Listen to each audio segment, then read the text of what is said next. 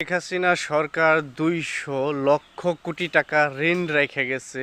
এইটা কিন্তু একটা ভুলভাল তথ্য দেশে প্রতিষ্ঠিত করার চেষ্টায় আছে।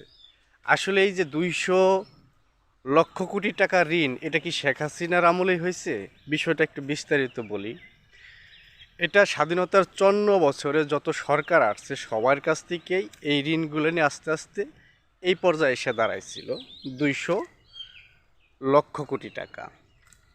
কিন্তু 23 লক্ষ কোটি টাকা ঋণ এখন বর্তমানে আন্তর্জাতিক ঋণ দাঁড়াইছে বাংলাদেশ।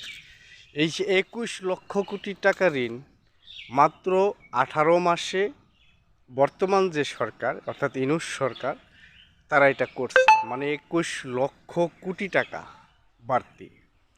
এখন স্বাধীনতার 54 বছরে যারা 200 লক্ষ কোটি টাকা ঋণ করলো, যে সকল সরকাররা, তারা না কিছু দেশের জন্য করছে, উন্নয়ন করছে, কাজ করতে গিয়ে হয়েছে। কিন্তু এই সরকার কি কাজ করতে গিয়ে এটা হইলো? শুধু তারা তাদের সরকারের দলে যারা আছে তাদের নাস্তার বিল এটা সেটা করতে করতে তারা এটা করে ফেলেছে। তো আসলে উন্নয়ন কিছুই হয় নাই এদের মাধ্যমে।